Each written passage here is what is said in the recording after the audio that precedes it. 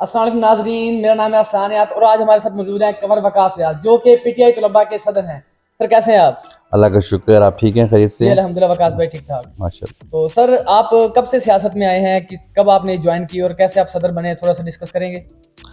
सियासत में तो मतलब हमारा ख़ानदान सियासी है, बाप दादा से मतलब हमारे ख़ानदान में सियासत है। लेकिन जो मैं सियासत में आया, मैंने 2013 से या 2010 से आप लगा लें, सियासत के अंदर कदम रखा है। फिर 13 वाला इलेक्शन लड़े, 18 में लड़े, 15 में बल्दियात का लड़े, तो 13 में मैंने सियासत को स्टार्ट किया, शुरू किया। ठीक है, थोड़ी सी क्वालिफिकेशन डिस्कस करेंगे। जी, मैं बस कोई ख़ास क्वालिफ़िकेशन नहीं है, बीए। यानी बैचलर्स है आपकी, जी। ठीक है। तो सर करंटली आपने कहा 13 से आप सियासत में आपने स्टार्ट किया, तो फर्स्ट टाइम कौन आपकी फैमिली से इलेक्शन लड़ा था?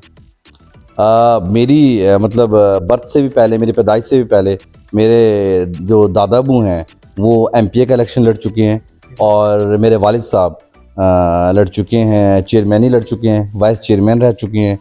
और बदकिस्मती से 2 बार उन्होंने चेयरमैन का इलेक्शन लड़ा है, लेकिन वो बन नहीं सके, बहुत कम मार्जिन से, बड़ा नज़दीक जाके कुछ वोटों से, 40 50 60 वोटों से लूज़ किया था इलेक्शन। तो आपने कभी कंटेस्ट के लिए एप्लीकेशन दी या कभी नहीं, आपको मैं एज अ कैंडिडेचर कभी नहीं आया हूँ अब तक। ना कभी काउंसलर पे कभी आपको ख्वाहिश भी नहीं हुई? Not at all. इंशाल्लाह अभी वालिद साहब हयात हैं, अल्लाह पाक उनकी ज़िंदगी करे। उन्होंने इलेक्शन लड़ना है, उन्हीं का प्लान है। अच्छा, तो रिसेंटली अभी जो है आप फुल पीटीआई के सपोर्टर हैं, तो अभी कहा यह जा रहा है कि पीर अली अब्बास जो है वो पीटीआई कैंडिडेट नहीं है, आपके अंकल हैं कंवर तहसीन अशरफ, जी।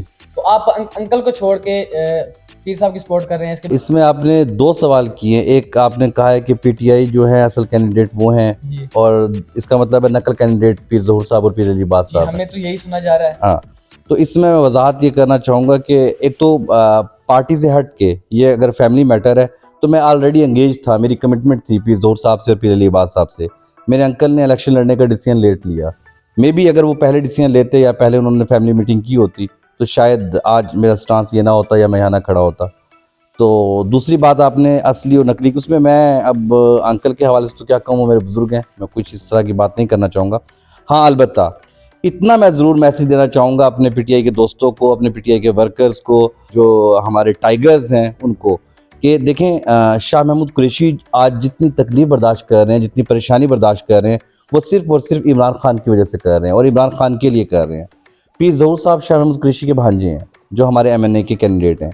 अगर पीर ज़हूर हुसैन कुरैशी या शाह महमूद कुरैशी साहब का ख़ानदान पीटीआई नहीं है, तो फिर मैं भी पीटीआई नहीं हूँ, फिर कोई और भी पीटीआई नहीं है। नहीं सर, पीटीआई की होने की बात नहीं हो रही, सपोर्ट तो आप कर रहे हैं, वो भी उन्होंने कल भी हम इंटरव्यू किया हमने पीर साहब का, तो उन्होंने ऐलान कहा कि वो पीटीआई के सपोर्टर हैं, बट टिकट फिर उनको क्यों नहीं दिया गया? सर, टिकट का मैटर ही नहीं था। अब देखें, ये एक पोर्टल है, पोर्टल असल में ना, अब जब से खान साहब और शाह महमूद कुरैशी साहब जेल में गए हैं, बहुत सारे लोग जो हैं पार्टी क्लेम कर रहे हैं, बहुत सारे लोग कह रहे हैं पार्टी, गौहर साहब अपनी पार्टी बना के बैठे हैं, मुरव्वत साहब अपनी पार्टी बना के बैठे हैं। हमारे हल्के के अंदर देख लें, पहले पोर्टल पे नाम पीर अली अब्बास साहब का आया, वो ख़त्म हुआ तो हमारे बहुत अच्छे दोस्त हैं, बड़े भाई हैं परवेज़ अख्तर हुसैनी साहब, उनका नाम आ गया।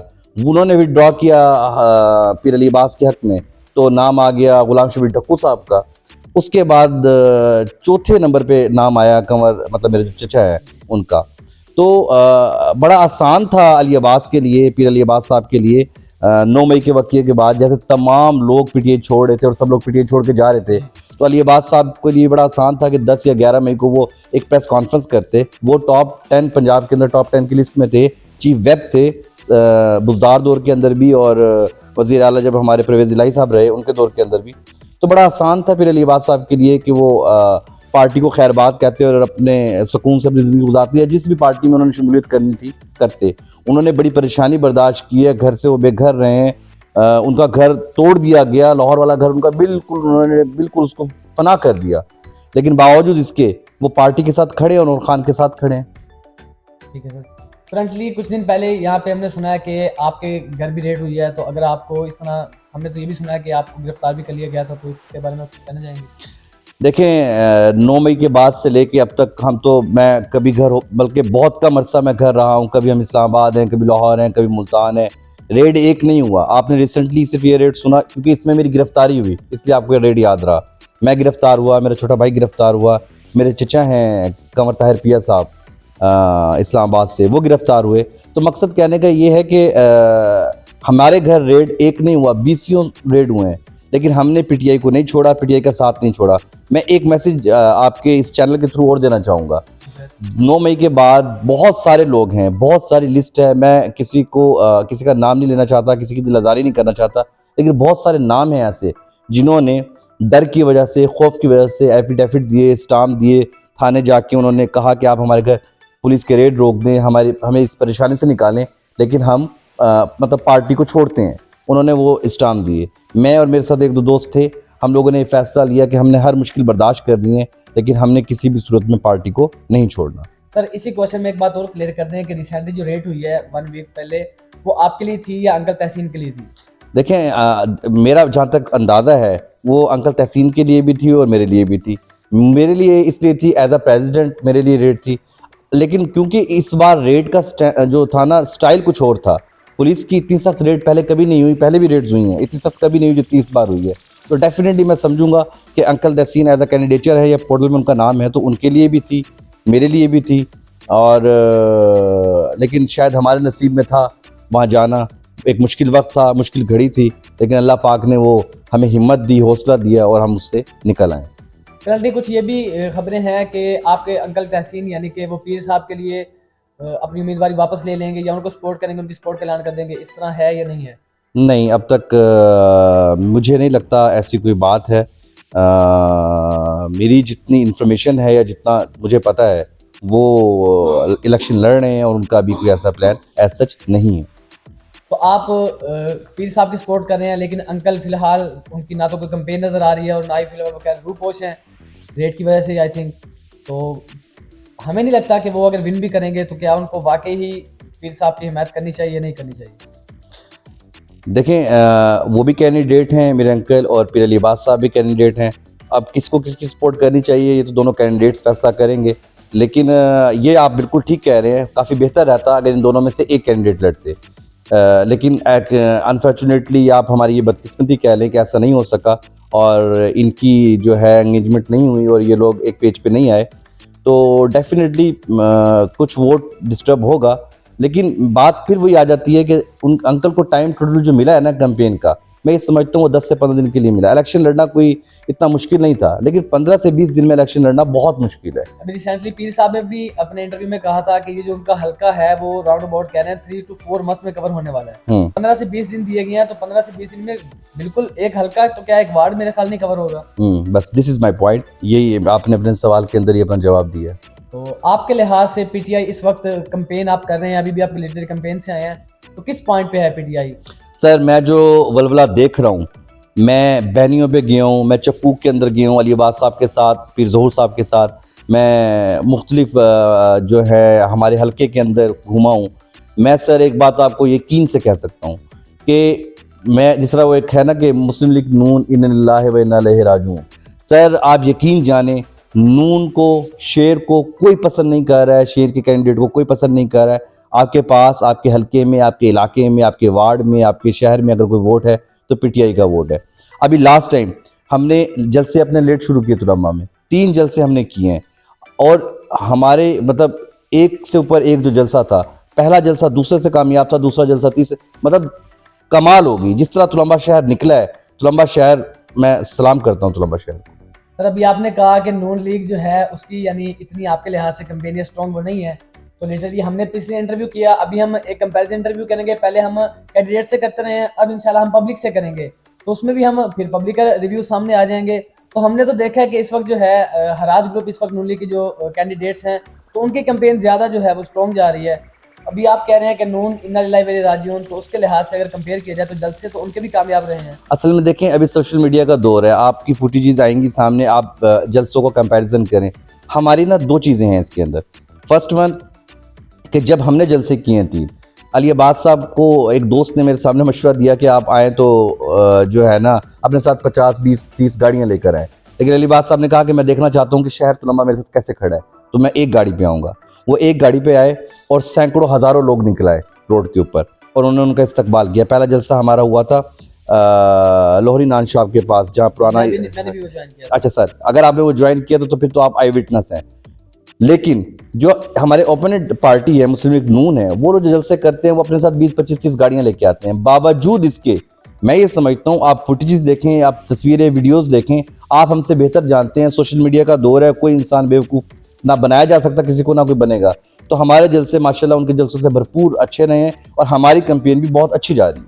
अच्छा, तो अभी आपको इतना अरसा हो गया पॉलिटिक्स में, आप भी एक्सपीरियंस पर्सन है, पिछले इलेक्शन में भी आपने पीर साहब को सपोर्ट किया, पार्क उन्होंने बनवाया है, उन्होंने इसकी बुनियाद रखी, अभी तक उसको खोला क्यों नहीं गया? सर देखें, ये तो उन्होंने कहते हैं ना कि अपने पाँव पे आप कुल्हाड़ी मारी है। अगर वो पार्क खोल देते तो ये मेरा ख्याल है कि ये तो एक फलाही काम था। कितनी ईदें गुजर गई, बच्चे पार्क में जाके खेलना चाहते थे, उन झूलों से जो है वो फ़ायदा उठाना चाहते थे, मुस्तफ़ीद होना चाहते थे। ट्रैक बना हुआ था वॉक के लिए, लेडीज़ वहाँ पे वॉक कर सकती थी। लेडीज़ हमारी परेशान है, सुबह सुबह हमारे इन मेन रोड्स के ऊपर मतलब पर्दे का उनको मामला होता है, तो लेडीज़ यहाँ पे वॉक कर रही होती हैं। पीर अली बाद साहब ने, या पार्क की बात कर रहे हैं, उन्होंने 1122 बनाया, उन्होंने गायनी सेंटर, एक पूरी बिल्डिंग जो है हॉस्पिटल जो हमारा सरकारी अस्पताल है उसमें नई बनवाई, उन्होंने अराजी सेंटर बनवाया, उन्होंने तुलंबा बाईपास बनवाया, उन्होंने वन वे रोड बनवाया जो आपकी मियां चन्नू से अब्दुल हकीम मोटरवे को लिंक करता है। उसके अलावा लाखों करोड़ों रुपए की उन्होंने हर वार्ड्स के अंदर तरक्याती काम, चाहे वो सोलिंग था, चाहे वो टफ टाइल था, चाहे वो सेवरेज था, बहुत से काम करवाए। वाबड़ा का दफ्तर उन्होंने हमें दिया। इसी पे आ जाते हैं, वापडा दस्ता तो कह रहे हैं पहले भी मौजूद था, तो ये जो रोड है वो कह रहे हैं 2017 में स्टार्ट हुआ था। नहीं सर, ये फेक खबर है। आप चेक करें, डॉक्यूमेंट्स चेक करें, जब स्टार्ट हुआ है वो चेक करें, जब रोड बनना बल्कि मैं आपको बताता हूँ कि जब हमारी गवर्नमेंट गई पंजाब के अंदर तो इन लोगों ने तो उसके ऊपर स्टे ले लिया और उसको कोशिश किया, रुकवाया उस रोड को, लेकिन अल्लाह पाक ने उसके लिए बेहतरी की। ये वाला तो कंप्लीट हो गया और वो वाला भी इंशाल्लाह अब्दुल हकीम से आगे जो थोड़ा सा रह गया वो भी जल्द कंप्लीट होगा। अच्छा, ये हमारा वो तो मेन रोड था हमारा, ये आपके ये वाला रोड है तुलंबा वाला थाना रोड, ये जब हमने वन वे किया था, इसके दरमियान में अभी भी कुछ खंभे मौजूद हैं और अभी भी इसका काम रहता है। सर पीर साहब की जो गवर्नमेंट आई ना, उसके बाद पीर साहब को बहुत कम वक्त मिला, 3-3.5 साल टोटल मिले काम के लिए। उसके दौरान जो है पीर साहब ने कोशिश की कि ज़्यादा से ज़्यादा काम हमारी गवर्नमेंट ने कोशिश की कि हम करवा सके। जामिया सईदी से लेकर शौकत मोड़ तक रोड ये नहीं बना हुआ था, तो ये हमारी हुकूमत ने जामिया सईदिया से लेकर शौकत मोड़ तक रोड बनवाया।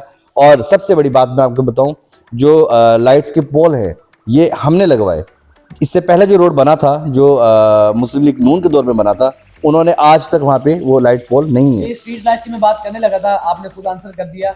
स्ट्रीट लाइट्स कहा गया था पीर साहब को, उसके अंदर मेरी भी एक एप्लीकेशन थी, तो वो रिक्वेस्ट करके स्ट्रीट लाइट्स लगवाई गई थी, लेकिन अभी भी हमारे इस रोड के ऊपर स्ट्रीट लाइट कंप्लीट नहीं है।